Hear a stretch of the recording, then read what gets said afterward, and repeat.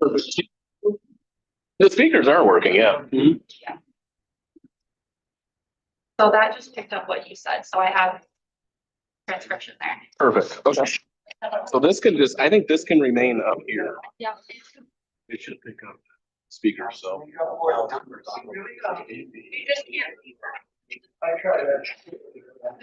Just do that adjust.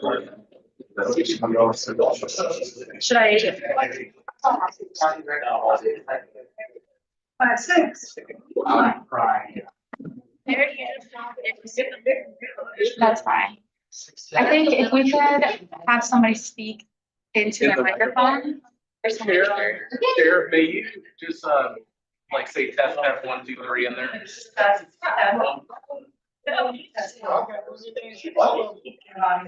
Did that show up?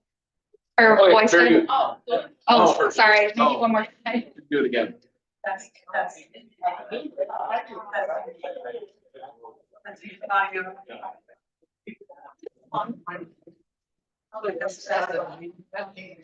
We just adjourned, we recessed because we're having technical difficulties with the online streaming, so we're setting up an iPad. So you haven't made any decisions? No, not at all. We're on the proclamation for Martin Luther King Day. Yeah. Did that kind of pick it? I know we have background noise too. I think it'll pick up. Not us right here. I don't know if she can hear. I think it will though. Eventually, because there's so much background, this is picking up what's closest to it.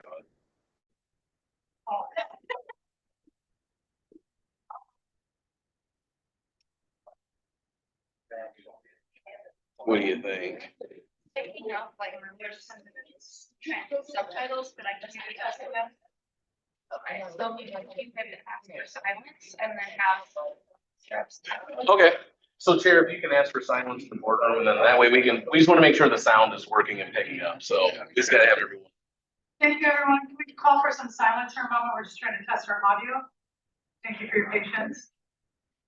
Test. Testing, Berlin. Testing.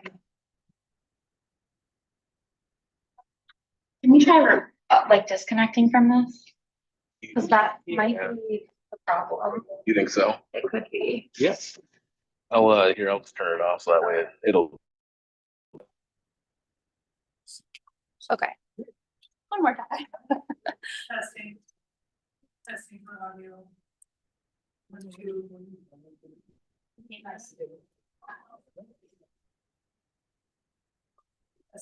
Testing.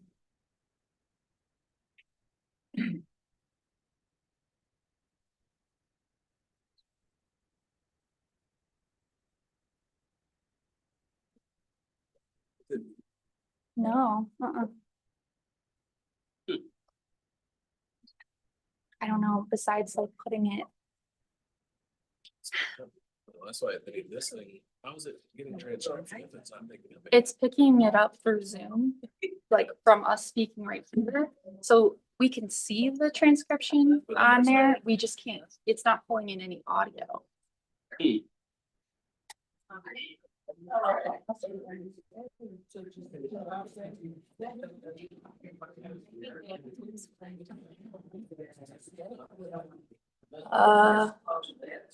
Maybe.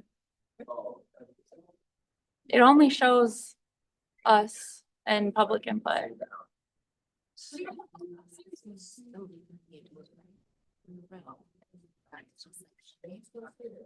Well, we have to be unmuted at the moment. Yeah. Yes, yeah. You can hear us coming through the stream? What about doing your mic? Can you do test on your mic? Okay, we're good then. Okay.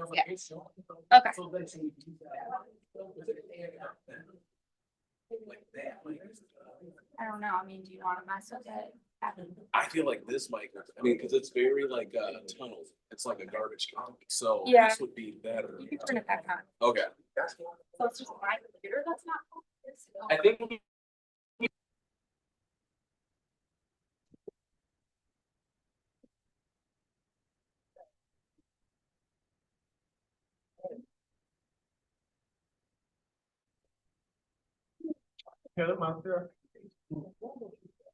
Yeah, I mean, I think this is working, so, I mean, I could hear it up here.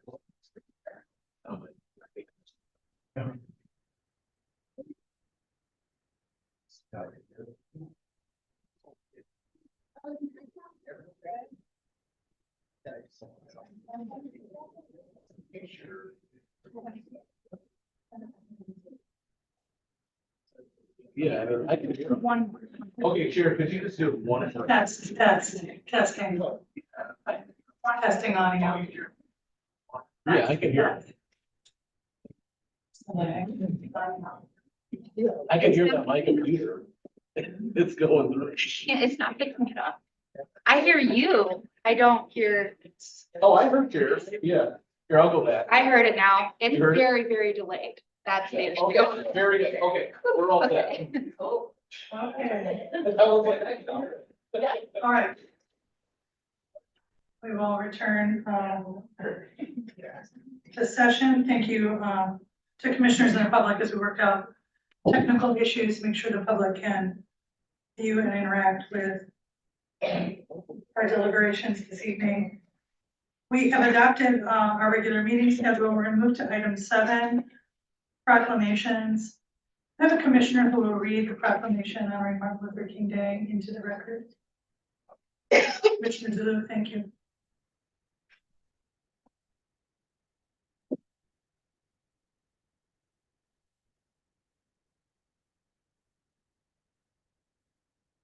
Whereas Dr. King was a champion of civil rights movement to protect the human rights of Black Americans, promote economic justice for all. And whereas Dr. King created positive, systematic change, nonviolent resistance, marches, and civil disobedience to further the right to vote, desegregation, labor rights, and other civil rights. And whereas Dr. King shared a dream in 1963 that inspired our nation to bring justice where there was injustice, freedom where there was oppression, peace where there is violence, opportunity wherever there is poverty, and that our children be judged not by the color of their skin, but by the content of their character. And whereas Dr. King was willing to suffer physical and verbal abuse, lay down his own life solely for the purpose of eliminating social injustice through nonviolence, and whereas Dr. King demonstrated that social reform can be accomplished with the expression of mutual respect, words of societal peace, and an understanding of love for all mankind. And whereas Congress has dedicated the third Monday in January a federal holiday in honor of Martin Luther King Jr.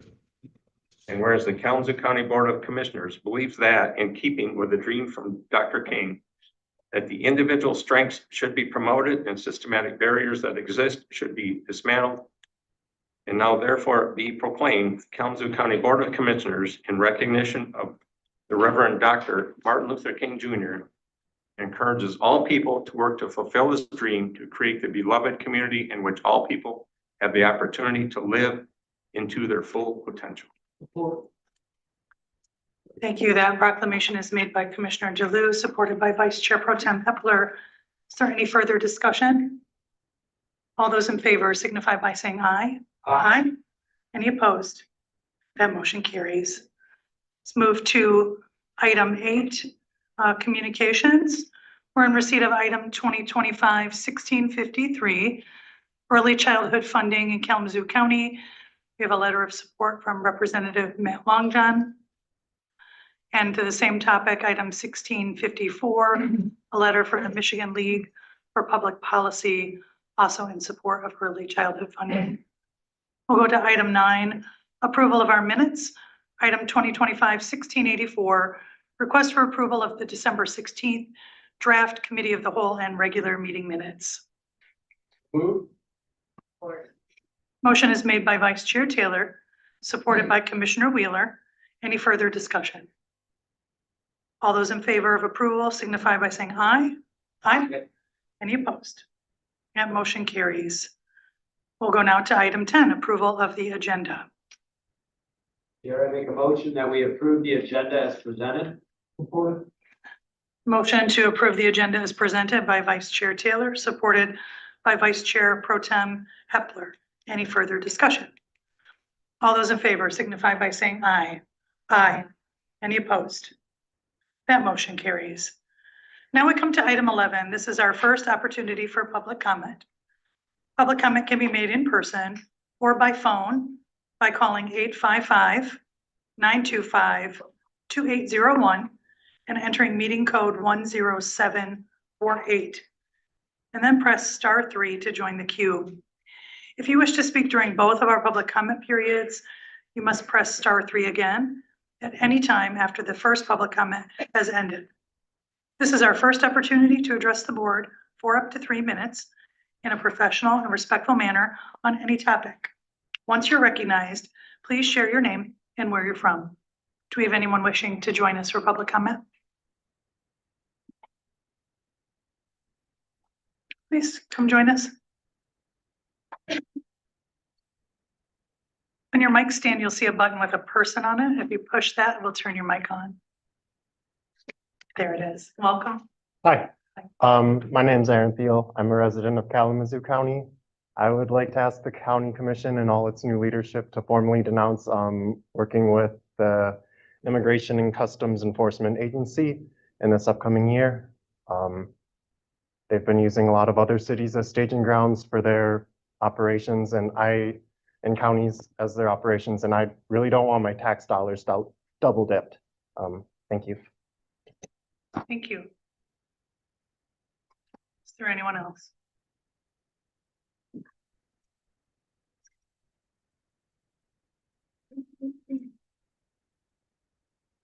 No, come on.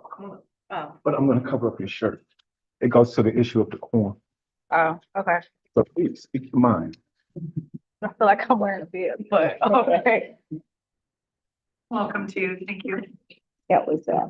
Hi, my name is Shona Espinoza. So, it's kind of hard for me to come to these county commission meetings because I have mad respect for Tammy, Monteith, and Jen. I've been rocking with y'all for almost 6 years now. But it has came to my attention that there's some money that is going to be given to an individual that shouldn't be receiving that money. I've seen the harm that she has caused. I've seen the misuse of funds. I've seen there's no reason that an individual should receive funds that is not addressing or doing what is needed.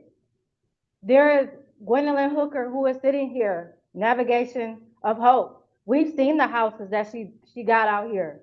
We've seen the Sugar Loaf. That is where money should go, to those that are actually producing houses that are unhoused or those that are in need, our most vulnerable population. That's where the money should be going. There's so many of us that are out here actually doing the work, and we do not want to see money being placed where it shouldn't be, especially if they're misusing the funds or they're causing harm to our unhoused. That's not okay. And then even the $100 million for a building, can you just imagine what we could be doing with that money for our unhoused, those that are on the brink of being unhoused? I know I am. My dad is a vet. I lost my mom over a year ago. That's money that people could really be using out here. My dad is a vet. My dad should not be in a position to almost losing his house. Look how many vets we have out on the street. Children, babies, senior citizens. I'm asking y'all, please don't put money where it shouldn't go. Use it for some real good housing, cheaper rent, helping our babies, helping our families, helping our vets, helping our disabled and those that need mental health. Please take that in consideration. Thank you. Thank you.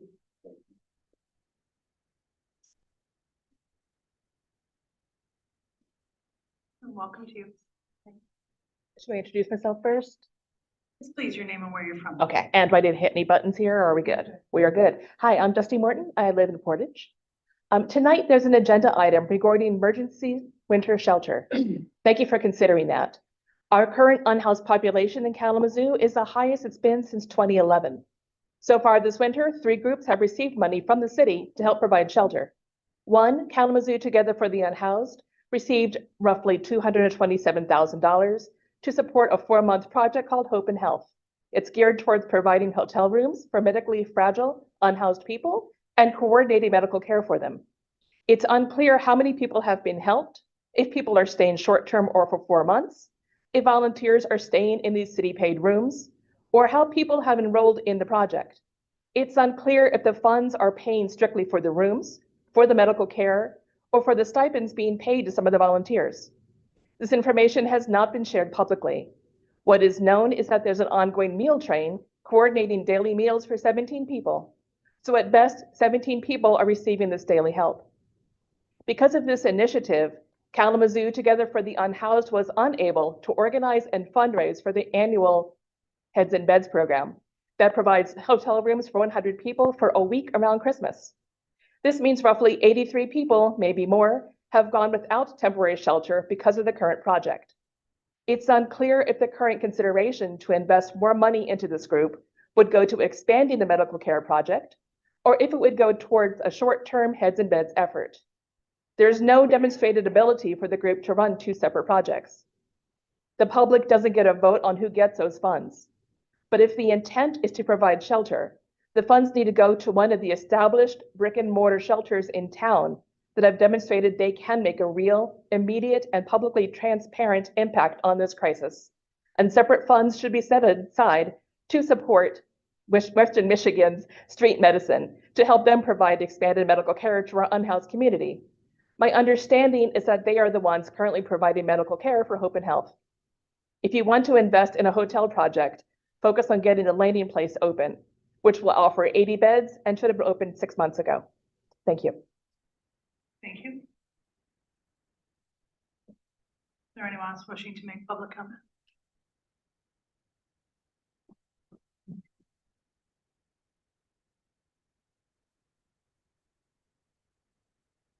All right, I'm seeing none. Administrator, do we have anyone online? None this evening, Chair. Thank you. All right, thank you, Administrator. That time we will close public comment. We're going to move to item 12, our consent agenda items. Item 2025-1284, recommendation for approval of accounts payable and payroll disbursements. Entertain a motion. Vice Chair Pro Tem. Thank you, Chair. I make a motion to approve the consent agenda. There's a motion by Vice Chair Pro Tem, supported by Commissioner Wheeler for the approval of the consent agenda. Clerk, will you please call the roll? Chair Strubs, Yes. Vice Chair Taylor, Yes. Commissioner Wheeler, Yes. Commissioner DeLu, Yes. Commissioner Gisler, Yes. Vice Chair Pro Tem Hepler, Yes. Commissioner Mazer, Yes. Commissioner Morales, Commissioner Ray. Yes. 8 yes. Thank you. That motion carries. Item 13 takes us to unfinished business and general orders. We have none. And item 14 will come to new business, non-consent. I'll open discussion on a motion for item 2025-1692, discussion for allocation for additional funding from the housing millage for emergency winter solutions. So I'm going to sort of help to orient our board. This item is coming here this evening. It would not be a typical part of our organizational meeting annually, but we understand that the needs, as we're hearing from the community and seeing them in lived experience, are urgent in the community. So Commissioner Ray and I, among others, but recently we were on the Housing Allocations Committee. We had robust dialogue there on a number of options that we could use housing millage funds for. We knew that we would have philanthropic support coming forward, our Keys to Kalamazoo, which has helped to fund shelter coordination programming. And so this left this $100,000 that we discussed at the committee level, not needed for that purpose, and can be redirected here for emergency shelter. Do want to clarify a few things I think are confusing for the community. So the emergency sheltering that's occurred through Dignity in Motion or Kalamazoo Together for the Unhoused, through Ministry with Community and HRI, are funded by the County of Kalamazoo, the City of Kalamazoo, and the continuum of care. $700,000 in total for that programming. What our body did, we made an allocation of $400,000 to that effort, and we sent that to the continuum of care for review and discussion of RFP process, which culminated in the awards that have been discussed this evening. I do also want to clarify as well, the Home in Health project that is occurring within the community was not the proposal put forward by Dignity in Motion. They wanted to do a traditional heads in beds program. The COC went back to them and asked if they instead, would consider this targeted shelter for medically frail individuals. It was not their design, but a request from the continuum of care that brought that project forward. And there is ongoing collaboration with them, WMed, and oversight from the COC and our contracting requirements with both the city and county over each of these programs. So back to the allocations committee, what we heard there when we were talking about shelter coordination is that HRI is receiving a number of calls every night of people unable to find shelter. And that is not a surprise to us. We know there have been changes in how long-term programming has been structured in the community. We're doing our best to mitigate that. The landing place is an ongoing effort in construction remediation, and we're working through those barriers as quickly as possible. It will provide more than 80 beds. It will serve 80 families. So the total census will be unclear, but they'll be opened in a phased approach. So, but please know, community, we're being as forthright and expeditious as possible in that process. Okay, so that's just some background to clarify a few things for the community. So what's in front of us tonight? We have three options, okay?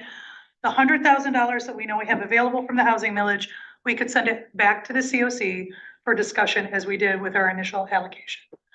The timeline for utilizing that process and getting it out the door is unclear. It is not likely to be particularly quick, okay? There have been some outreach back to some of the organizations which had received funding about what capacity they did or did not have. And that still is not clear. It would need to be both identified and contracted and funded, okay? The second option that we have before us was pursued by county housing department staff. They reached out to the Kalamazoo Gospel Mission.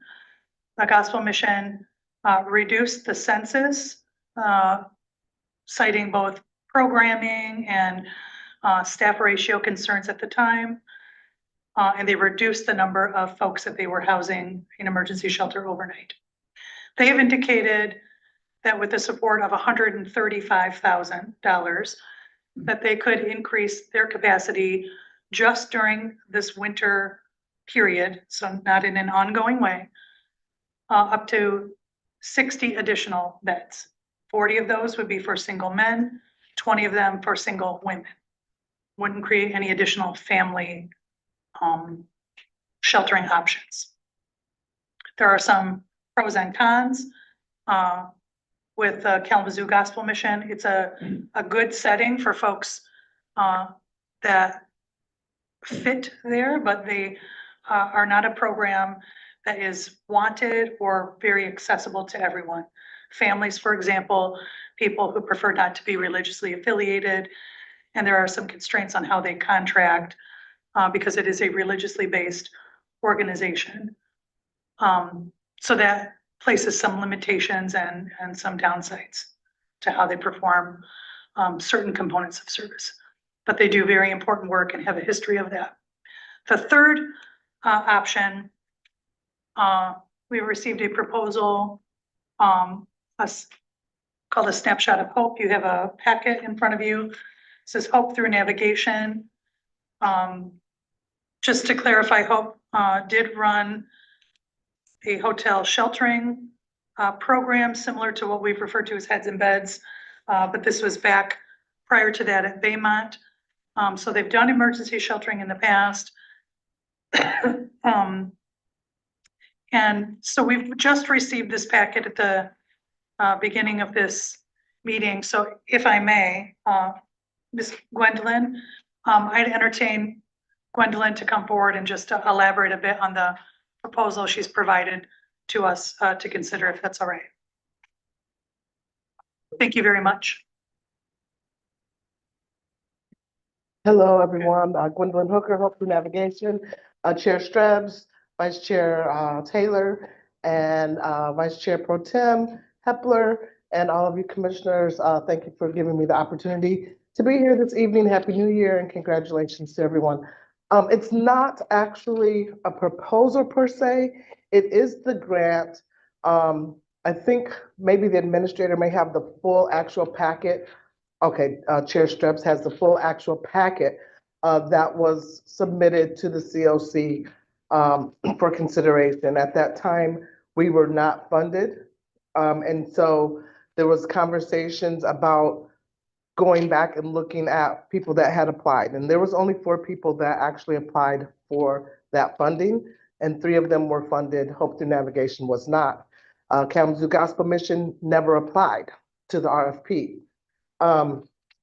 My request would be to consider Hope Through Navigation to do a temporary sheltering program for families. We have 3 homes. One home is very new. We just had a just had an open house maybe 3 weeks ago. It was intended for something else. And that is our intent, to do something else with that house, with that home. But because there was a winter sheltering proposal that came out, we looked at that to say that because that house was already up and running, it could be utilized for family sheltering, which next door to it is a youth home that also could be used for family sheltering. So we're looking at 2 homes that are next to each other that could be utilized for family sheltering. And so that is kind of a very high level explanation. If there's folks that have specific questions, I'm happy to answer any questions, but I did want to just note that we are experienced in sheltering. We have done emergency sheltering up to 125 people every day with the Housing First model, and we ran a small city for 5 months. We also have several transitional housing models, reentry programs for men and for women. So it's not something that's uncommon for us. What's uncommon is that we specifically target populations of folks that are justice impacted and or have a history of substance use disorder history. That is the population that Hope Through Navigation serves. In an emergency situation, we have come to the call and rescue a lot of times to aid and assist this county in whatever capacity that we were able to serve, whether it was opioid pop-ups, whether it was gun violence intervention, and now here we are again with the Wintering Shelter initiative that, crazy enough, comes every year, which is also very frustrating because we've spent millions and millions of dollars on alternative solutions as opposed to actually building another secular shelter for this very reason, because we know winter in Michigan is going to come every year just about the same time. So that is what I am able, that is what we are able to do. We have 5 full-time staff. We have 9 part-time staff. We have the staffing already in place. We have those houses are already, for the most part, staffed, besides the overnight sheltering, which we would have to hire or use one of our staffs that we already have to do the overnighting thing. But it's not that heavy of a lift. However, we don't have the capacity to serve a large number of people, like 60 individual men and 40 women. But we are able to provide individualized supportive services and wraparound services and support, which Hope Through Navigation is known for. And we are able to do that in pretty quick fashion. The only thing that we would need is more beds. And that would be pretty much the only thing that would be a delay. I don't know if there's any other questions. I just kind of feel like I'm kind of talking around in circles, so I'm gonna stop talking and see if there's any questions. I'm gonna, go to Vice Chair Pro Tem. Thank you, Chair. Thank you for coming forward and presenting this to us. How many beds do you think you have or could have in your facilities to accommodate winter storm people that need to pop in? Thank you. Absolutely. Great question. So in the new home, we could serve 12 people or families, however that shook out. We really are wanting to concentrate on families because there's no one in Kalamazoo County right now that's doing emergency sheltering for families. And then in the other home, which is next door, it's bigger, and we could probably do at least 18. Preferably, we said 24 because it's better, as far as staff to ratio and people wouldn't be so cramped and crash, kind of like crammed into each other. So I would say 12 and 12 to be safe. If it's an emergency situation and it's a family, we're not gonna turn people away. And we have been servicing families and young adults since we've been open, since 2022 with the Youth and Development Center. So it's not something that's unknown, but it is really typically in emergency situations, like someone's home has been shot up, someone overdosed and they don't want to go back to the original last use setting. Those are the kinds of things that we have done to this point. But we are in a position to provide, temporary emergency shelter for that amount of months from November to March or April. Vice Chair. First, thank you for showing up and answering the questions. The smaller home would probably do 1 or 2 families and the larger home would be 2 or 3 families. So you'd have roughly, it would be family centric. It definitely, that's ideal. It would be, we have really pretty nice size homes, so we could do 3 families in one house and we could do 4 to 5 families in the other home. They're older historic homes, so they're very large homes and very big rooms. I would welcome and invite any of y'all to come out and look at any of the houses, do a walkthrough. You're more than welcome to at least see what we do. A lot with a little. That's kind of what we do. What we have to do to be able to house the population that we serve, and so we are willing to support and help any way that we can. And do you know what would the cost of that be? Would it be the full 100,000? That would be ideal, yes. Well, I guess just the statement, and I think really we were presented with 2 options or 3 options. I think we have 2. We're giving the money back to Continuum of Care to rebid this out. It's just going to take way too long. And there's people in the community that need it.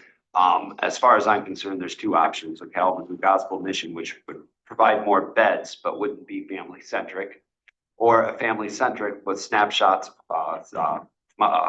Snapshot of Hope, is that the? I've got Snapshot of Hope. I don't know why I wrote that down. But yeah, I think we've got those 2 options. One is more family centric, and seeing as how the landing place is not open yet, I think we should, I'm leaning towards putting it towards a family centric environment. I think that's probably the best move. We're going to get more beds out of the Gospel Mission, but we also run into potential problems as well. So that's my 2 cents. Right. Ready to go? Commissioner Gissler. Thank you, Chair. Yes, I'd like to hear from our housing department. Thank you, Commissioner Gissler. I'd entertain either Director Balkema or Deputy Administrator Smith. Fine. Thank you. So we appreciate Hope Through Navigation orienting us to their proposal. Deputy Administrator, if there are details to share on others or other context that's helpful to the board to be informed.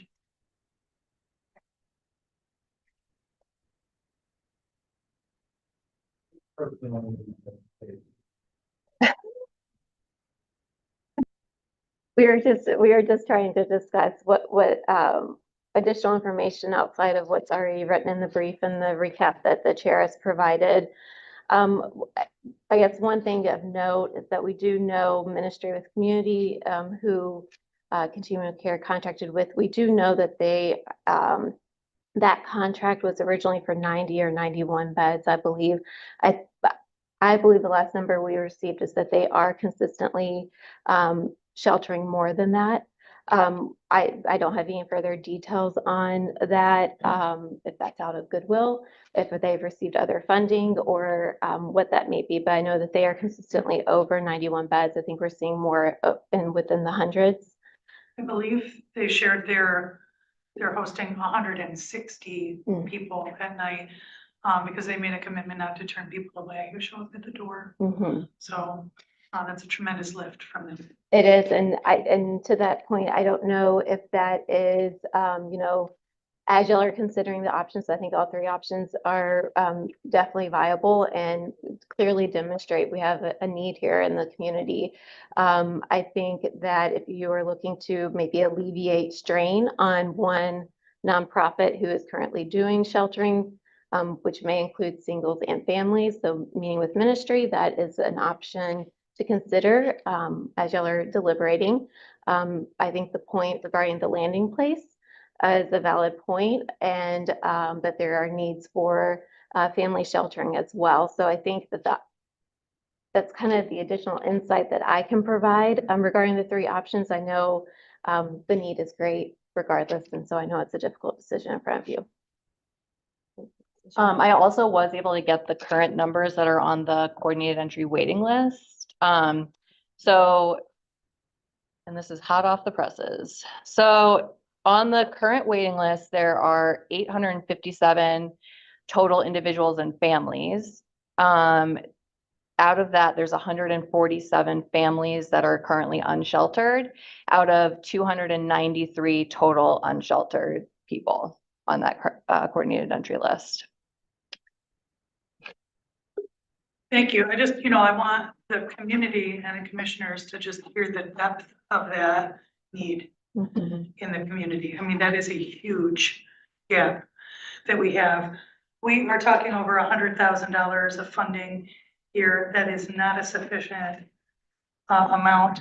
We're going to make a determination what to do with these dollars, but I do challenge us to give serious consideration for what other resources can be deployed. We have hundreds of people calling a night begging for somewhere with warmth to be, and we can act on that. Commissioner Kistler. Thanks again, Chair. Yeah, Willie, you mentioned numbers and you talked about 147 families. Do you mean 147 family units or 147 people in aggregate in families? That's family unit. Thank you. Commissioner Ray. Thank you, Chair. I agree with Vice Chair Taylor that we only have two options. I am not in favor of us sending funds to the Continuum of Care. And if we think about applications that were already submitted, there was one not funded. I think it's kind of a no-brainer for us to provide some housing for families. And then as far as the Council Gospel mission, for me, it's a no. Their mission does not align with our values as far as equity, inclusion, and non-discrimination. So I just can't support sending funding there, although there is a critical need and they can provide 60 beds really fast. It's a no for me. Commissioner Wheeler. I'll just say I concur with Commissioner Ray. Vice Chair. Yeah, I'm leaning that way as well. My only hesitation is that's a lot of money for roughly seven families. I'm not sure they would use the full 100 if they didn't use any of it and it got rolled back. I guess probably I'd be comfortable with the Hope Through Navigation award, provided we get an update at the end of it and see how all those dollars were spent. If that was the case, then I'd be okay with that. Commissioner Ray. Thank you, Chair. To that point, are we should be getting a report from everybody. I would like to get some more updated information from all the projects. The information that Willa just shared was very important information as we continue to talk through solutions before March 31st. It's good to have that information and any other updates that can be provided. I think some of the questions that were asked during public comment time were really good questions. There's 14 rooms. Does that mean only 14 people are being housed throughout the entire time, or is that 28 people? Like, what does that look like? So I think it would be a good idea for us to get some updates on a rolling basis and not just necessarily have to wait until the end of the project, if that's possible. I don't know what the contract states with the continuum of care. Yeah, and I think, we probably also could request at board's cadence, I would suggest a monthly update, but, Deputy Director. So yeah, we are getting regular updates from the continuum of care and staff, including the administrator, city staff, and the continuum of care and United Way are meeting monthly to go over what in relatively real time, what's going on. All of the providers are required to report daily through HRI on their utilization. And so we do know, real time what the reservations are every evening and morning. And then there were several questions that you asked, Commissioner. Sorry. Those times, you are, updates. Can they forward it to us as well, where how can we tap into it so it's not creating extra work for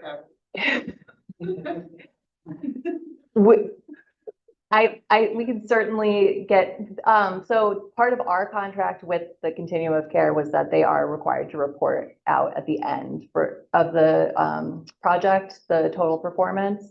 But we can certainly send you numbers after our monthly meeting. I think it's on Thursday this week. I think that helps the commission both to be informed as we're being strategic going forward, and also to be able to convey and clarify with community members who are, justifiably concerned and frustrated with the pace of progress. Vice Chair Taylor. And I'm prepared after tapping this through to make that motion right now. But first, I want to say it's January of 2026.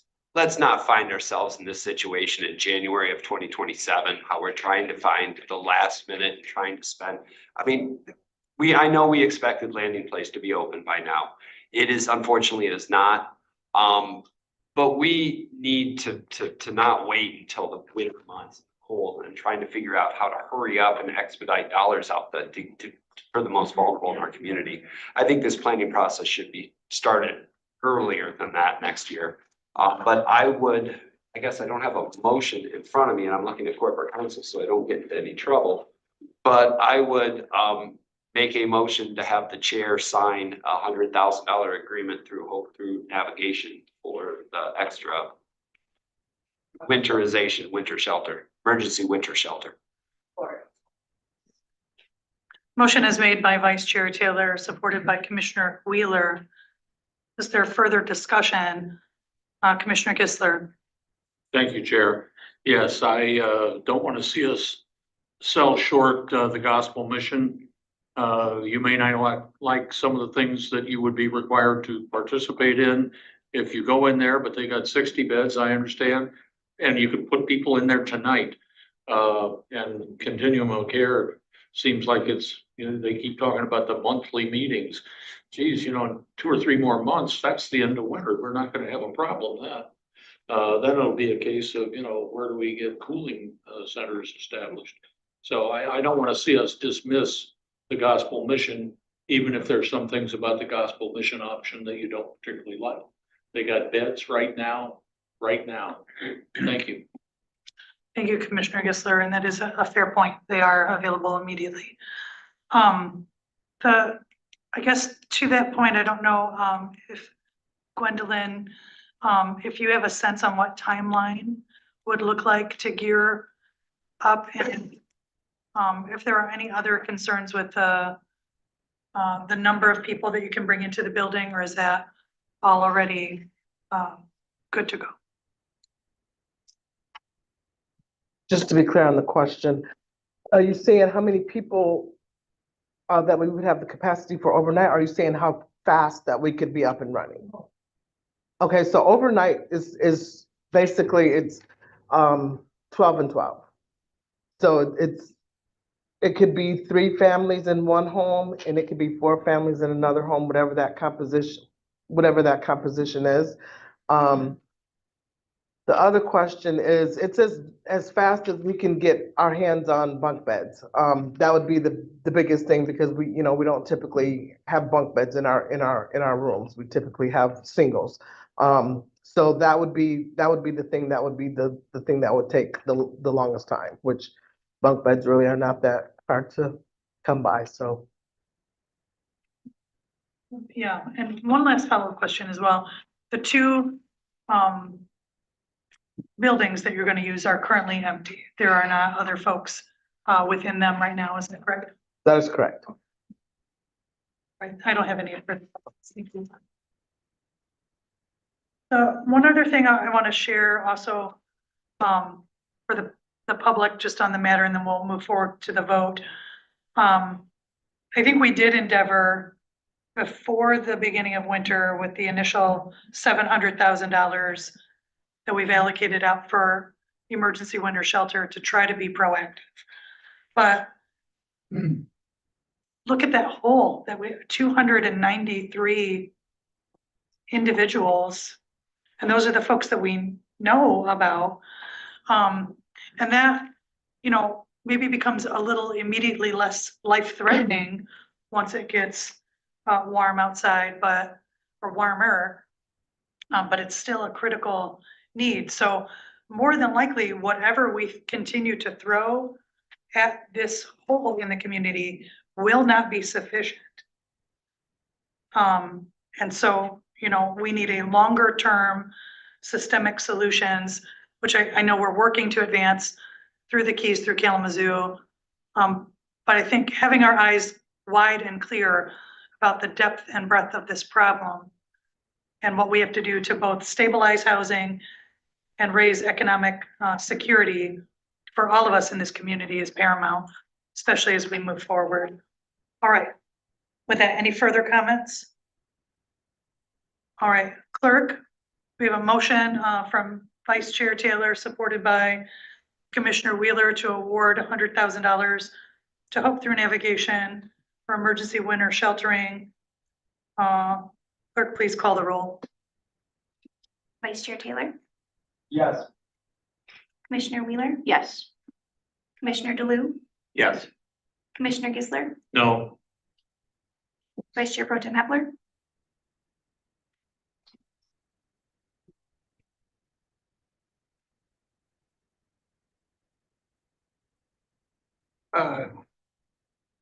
Yes. Commissioner Mazer, Yes. Commissioner Morales, Commissioner Ray, Yes. Chair Stretz. I have to abstain. I have family receiving services from Hope Through Navigation. You have 6 yes. Thank you. That motion carries. All right. Thank you to the board for your deliberations and discussions. We got a lot left to problem solve there. Okay. Let's see, that brings us to the end of our non-consent. We'll move to item 15. It's our second opportunity for public comment. Again, it can be made in person or by phone at the number we previously shared. Online, you can press *3 to join the queue. This is a final opportunity to address the board, up to 3 minutes. Please address us in a professional, respectful manner on any topic. Once you're recognized, share your name and where you're from. Welcome. Thank you. Richard Fuller, Kalamazoo County. I stand here in front of you tonight to talk about, real quick, an American tragedy. 5 years ago today, men and women of law enforcement, our nation's capital, and our Constitution, as well as our democracy, was attacked. For whatever reason, and whatever anybody wants to believe on what side of the spectrum, of the political spectrum you're on, one side or the other, as to what happened that day, one of the things that happened that has lost traction, where nobody's really paying attention or taking care of the situation, is the men and women of law enforcement that stood there that day. And they stood there, they defended not only the Capitol, but people's lives. They were there trying to make sure that whatever went on in that activity, that space, was done in a way that people did not get harmed. That is not what happened, though. course. We know several people were sent to the hospital. 174 police officers were sent to the hospital. We know that there were citizens, people that were involved in the insurrection, people that were bystanders that received some sort of injury or another. And ultimately, these people are often forgotten about when there's a lot of attention put on the people that were charged and ultimately released later on. So I say these things to make sure that we understand that we really have to pay attention to our democracy. We really have to make sure that we're paying attention to the Constitution, as well as making sure that when something happens that is such a tragedy, that we recognize those people, those heroes that stood up that day are in that law enforcement community I'll talk about. And so in 2023, to help address this situation, Congress had come up with a possible resolution. They were going to make an announcement and have a plaque, a simple plaque that recognized the men and women of law enforcement for their work that day. And that plaque can't even get a vote. They can't even move it. That plaque sits in a closet right now. And if anybody sits there and thinks about right or wrong, whatever happened that day, you've got to understand that the law enforcement officials were there. They were trying to do their best to uphold democracy, defend the Capitol, and protect lives. We know several of them have committed suicide since that time. One lost his life immediately within 24 hours from a stroke, directly attributed to the injuries that he had received the day before. We know that there were citizens in that group that lost their lives or that died within days. And it's a tragedy all around. That's why I say it's an American tragedy. So I just say this to everybody here, and I have to point out, I recognize when you guys as a elected body recognize law enforcement and you lift us up. You even made sure that this year is a year that has a priority to public safety, to making sure people are taken care of in the law enforcement community. And I thank you for that. But I say this here tonight to help people understand that that's not happening everywhere. And it should happen at the Capitol. Our Congress should be stepping up, going back to work. Our Congress should make sure that if nothing else, when it comes to this matter, they can make that announcement and say, yes, we're going to put this plaque up. We're going to address these damages. And again, knowing that there's a lot of things on Congress's plate that they need to get moving on and get some things done for. Not to mention the millions of people that are losing their health care starting this week. So again, I ask everybody in the United States to pay attention to these things and to step up, speak to your congresspersons, make sure they understand it's important to you that they do their job. Thank you. Do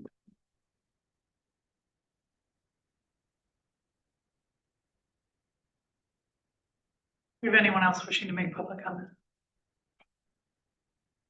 I am up, so. Welcome. Hi, just want to extend my appreciation and gratitude for the support. I do definitely appreciate it. I appreciate your trust and Hope Through Navigation, and that we are able to do the job that's set forth before us. Also, we have no problems with providing report however often that you would like. It's no problem. It's just a matter of pushing buttons and quantifying the numbers. So thank you so very much, and I'm sure that the families will thank you as well. Take care. Thank you. Anyone else? Welcome. Right. I just wanted to Mike press button. this one here.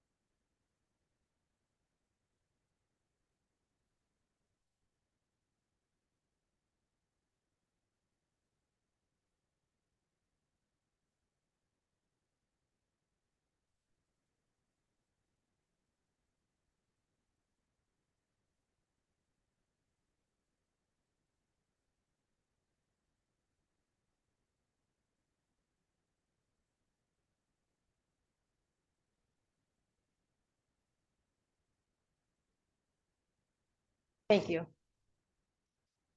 Thank you.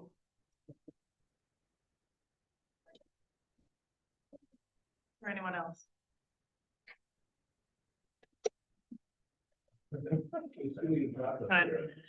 Administrator, do we have anyone online? Not this evening, Chair. Thank you. Thank you so much. All right. That'll bring us now to reports of the officers, bodies, and administrator and controller. So I will open my comments again. You know, as I said earlier, thank you so much to my colleagues for your support as I continue forward in service this year as board chair. We accomplished a lot of good things in my time here in county government. This last year has continued to be one we're advancing important work, and I commit to the same diligence forward this year. We have tremendous challenges facing us as a community, as a state, and as a nation, and those will continue to develop as we watch the days go by. It will be really important for us to remain focused and creative and to stay committed to our values as a community, that everyone here deserves safety and dignity, and that this is an institution in which people can trust, that we work forward to be both collaborative and transparent for the community, because there are great forces around us working to erode people's belief in the possible of when we work together. And, you know, we heard from Sheriff Fuller this evening, what can fester when we allow that sort of anger and distrust and division to continue to fester? It is for each of us to work to resolve those things and to commit to the world that we want, to the community that we deserve, and to the future that we're going to create together, no matter what barriers they try to put into our way. We'll have much more work to do on housing, and we'll work to address that. I'm excited for the opportunities to create solutions, and this will be done in collaboration with all of you, our excellent administrative team, our housing department, our community partners, and our constituents. And then lastly, briefly, international news is also of great concern. We are a small local body of government, but the Constitution is something that we individually swear an oath to within our service, that our state and federal elected officials swear an oath to. And I hope that each of us take the time to understand our history, our context, and what it is we're fighting for a country that we deserve and that we believe in. With that, I'll go to our vice chair. Thank you very much, Chair. First, I'd like to thank this board for instilling their trust in me for another year of leadership. And I think it's appropriate to have a little bit of reflection to where we were 3 years ago and where we are now. 3 years ago, we were a municipality that didn't always find its way. We had gone through 3 different administrators in under a year.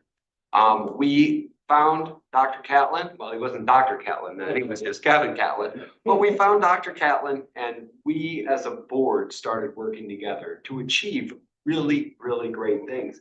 We went from maybe a county somewhere in the middle of the 83 counties to now I strongly believe we are one of the best run county governments in the state of Michigan. We've done tremendous things over the last year with our housing department, improving the housing stock, our support for veterans with a veterans village, RX Kids. We started a granting process to local nonprofits and municipalities. We purchased largest investment in private investment in Kalamazoo County by facilitating the purchase of a property for a downtown arena without using taxpayer dollars to fund it, at least county taxpayer dollars to fund it. We've a youth sports complex, the landing place, which will house 80 families, as the chair has said, the tri-share and care share for our employees. 3 years ago, I said we wanted to be a place that when our employees walked out to lunch at Bronson Park, they'd be proud to say, hey, I work at Kalamazoo County. And what have we done in the last years? We've gotten 7%, 4%, cost of living increases that really reflect and value our employees. We've got a lot more to go. We've got long-term financial planning, 5-10-year financial planning that I look forward to working with this board to solve, that we can put the money back into the community, not into unrestricted, unallocated reserves, but back into the community so that we can do the most good. I'm committed to that. I'm committed to working with this board, and we've got some exciting times ahead, and 2026 is going to be a great year for Kalamazoo County. Thank you. Thank you, Vice Chair. Let's go to Vice Chair Pro Tem. Thank you, Chair. I want to put ditto marks on what's been said so far. The Vice Chair brought up a number of things, and I agree that we've done a great deal, and we got a lot to be proud of. We got a lot to do. I struggled with the last one because we had a good presentation for families and for Mr. Gissel brought up, they've got 60 beds or more beds they can put in right now, which I struggled with that thought. But I love the fact that we're talking about families in this one and beds, just beds in the other. But I think we need to look for maybe solutions that cover both. So I want to work towards that because we do have a large issue here that needs to be addressed, and I know we're working towards it. Our housing department's been working day and night, and I applaud all the work that they've done to create more housing and things to help that. And we need to keep in mind that we can't overtax our citizens that are there. We're going to put them on the street. We can't overregulate them, but we do need to have both things. We need to have the taxes, we need to have the regulation, but we need to be, I guess we need to balance it. We need to have some good balance in there, maybe so we can get these folks places to stay where they can be safe and kept warm and get educated and lead a good life here in Kalamazoo County. So it was a big struggle on that one because we had two good options. It would have covered a number of things, and I want to applaud the extra eyes on these issues and thank our administration and our for all their hard work on getting these things done. Some good news is I just read something the other day that for the first time and since they've been keeping records, we only lost 97 police officers last year. The first time we've been under 100 since they started keeping records. So that's something to be very proud of. And considering that I also saw that crime rates have dropped considerably. Murders, rapes, robberies, break-ins across the country have dropped substantially this last year. And I think that's something that we should be looking at and hoping that that trend will continue down that road. Now, the governor, and I agree, and I've been saying it for years, we're concerned about traffic safety. Traffic safety is a huge, huge problem. She has pointed it out. Our law enforcement folks have pointed it out. We need to work diligently to try to get people to understand that they need to drive safely. We're killing a lot of people. We're injuring a lot of people every week. And we need to understand that traffic safety comes under three things: engineering, education, and enforcement.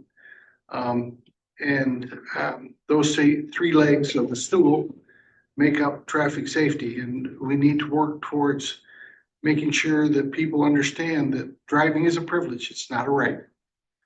You need to drive careful, especially in the wintertime. Roads are slippery.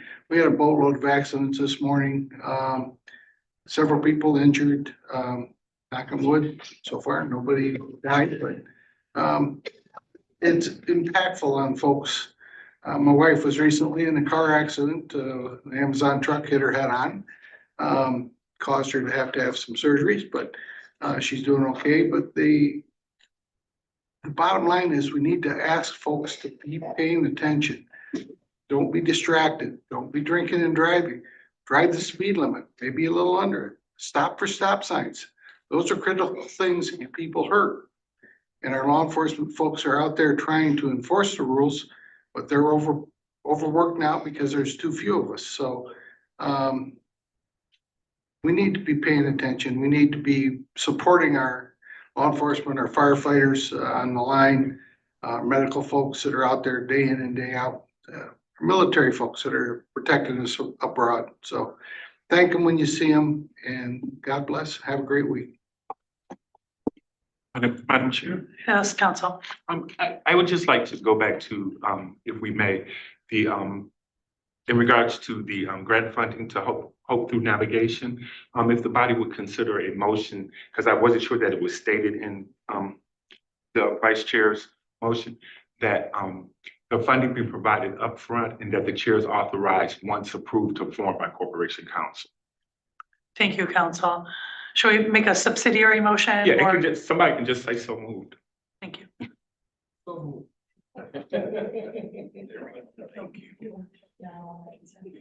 Okay, so we give the money, but we're still gonna request receipts, right? Yes, yes. Oh, Yes. that's support. Thank you, Madam. Motion by Vice Chair Pro Tem. What he said. Motion by Vice Chair Pro Tem, support by Vice Chair Taylor. Any further discussion? All those in favor signify by saying aye. Aye. Any opposed? That motion carries. Thank you, Madam Council, Chair. for clarification. All right, now we'll go to a report of the administrator. So welcome, Dr. Evan. Well, thank you, Chair, Vice Chair Pro Tem, Commissioners. Congratulations on your reappointments to board leadership. Look forward to obviously continuing the partnership. We have a great working relationship, and so the board can feel certainly assured that business is getting done in a transparent manner and inclusive manner as well. I'd say several, it's multiple updates. Anyway, so a lot of things. And I've already thanked Vice Chair for attending yesterday, but Emergency Management hosted a tabletop exercise centered around severe weather response. And so we had a plethora of regional partners that joined that tabletop exercise. And we received very positive feedback from our community partners that attended that. Actually, so much so that some were jealous they weren't invited, and that was not intentional that we didn't invite some folks. So we've updated the listserv to ensure that more folks are included, and we're going to get the entire county board on that listserv too. So that way folks know when we're hosting those tabletop exercises centered around all hazards, whether it's severe weather, whether it's a train wreck, that sort of thing. So really excited about that. We're continuing to draw folks from different portions of the county and regionally as well. In relation to that, we have hosted and are hosting actually a 3-day emergency operations center training focused on emergency management activation of that the Emergency Operations Center. So in collaboration with Michigan State Police's Emergency Management Homeland Security Division. And so that training, as I was in it today all day, has drawn folks all the way as far as Macomb County. So it's about a group of roughly 15 to 20 of us in that training now. So we're being recognized really as a growing role and leader in emergency preparedness. So that's being recognized by the Michigan State Police. So we're excited about that.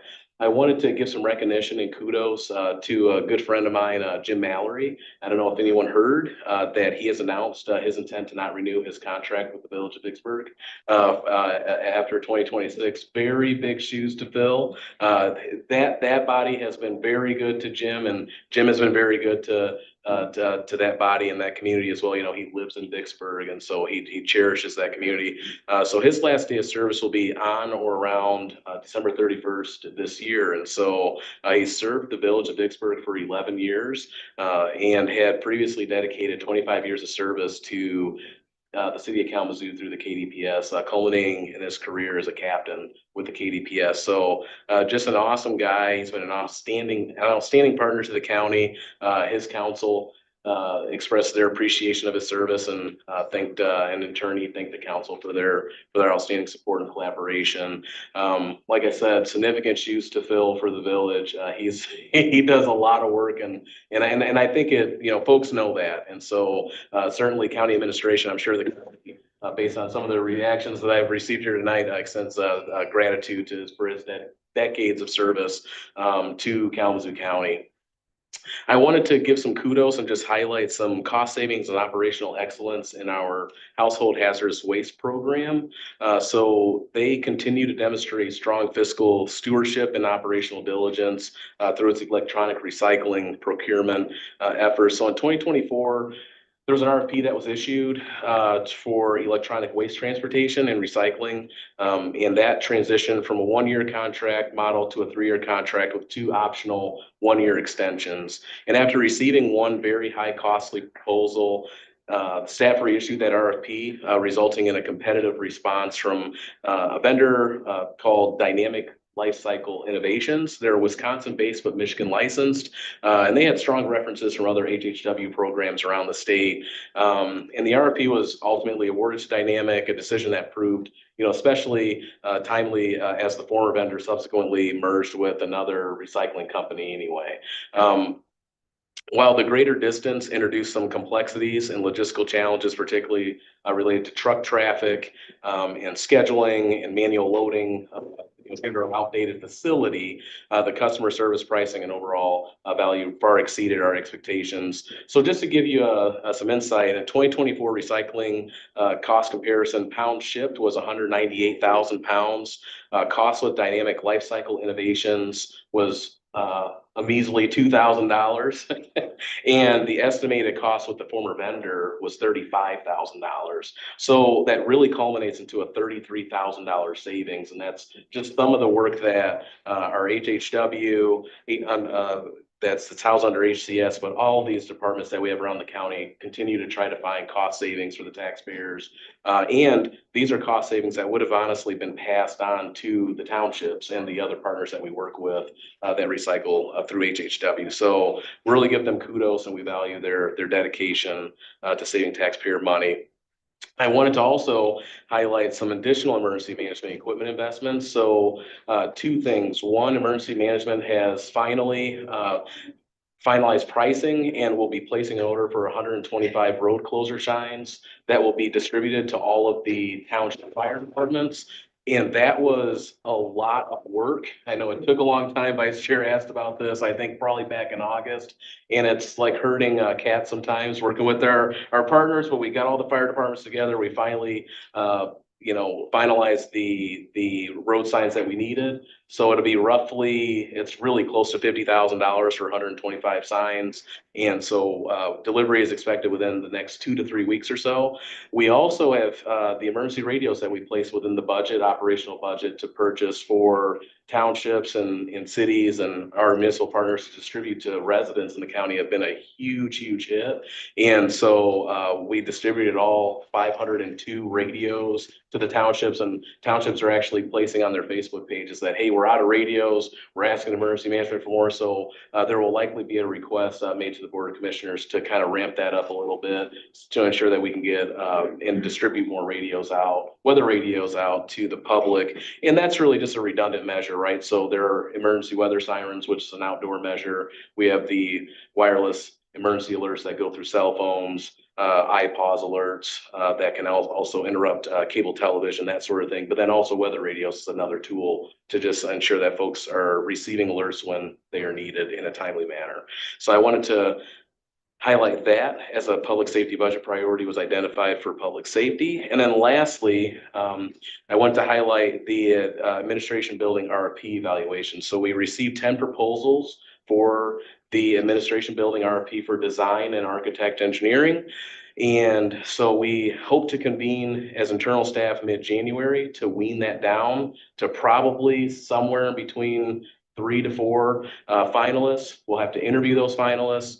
Then hopefully sometime, this is very tentative depending on scheduling, hopefully bring a proposal back to the board, recommended proposal back to the board sometime mid-February to award a contract to a successful respondent for the design, architect, engineering portion of that building project. And so we're looking forward to that. And that's all I have this evening. Thank you, Chair. Thank you, Administrator. Right, we'll now go to member time. Commissioner Duluth. First instead of last. I just want to thank the board leadership for being willing to step up again this year. I appreciate your willingness to lead us into another year of 2026. I appreciate Vice Chair's recap of the last year. It was nice. And I just want to say, I want to thank the sheriff for his words tonight. Those of us in law enforcement, we realize people have certainly tried to change the narrative of what really happened on that day. And I just appreciate you bringing it forward and reminding the public of actually the suffering law enforcement went through on that day, and that they're not forgotten. Thank you. Commissioner Gissler. Thank you, Chair. Yes, I would like to get a text of your comments, John, but I know your notes aren't capable of being duplicated. You did a nice job of summarizing some of the really good things that happened this year. And I feel very good about the leadership continuing for another year. Kevin's here, you three are here. We're headed for good things this year. I will tell you though, in my own personal way, that Road Commission is going to talk to my group on Monday at 8:30. That's the 12th, I think. I should look that up. It's next Monday at Mark's Diner on Romance and Portage. Meeting starts at 8:30, and Road Commission's got a blank slate, whatever they want to talk about, it's going to be information enough for us. So if anybody wants to make it, 8:30, Mark's Diner in Portage. Thank you. Thank you. Commissioner Mazer. Okay. And Commissioner Wheeler. Thank you, Chair. Again, thank you, the three of you, for stepping up and being our board leadership and steering us in the right direction. I think we have a really good combo going on. I don't have very many updates other than that. I'm very excited to start serving on the ISK board and undertake that. And hopefully next time we meet, I'll have an update from the TCCAD for the youth sports facility and where we're at in that process. Thanks. All right. Thank you for your work tonight, commissioners. With no more business before us, we are adjourned.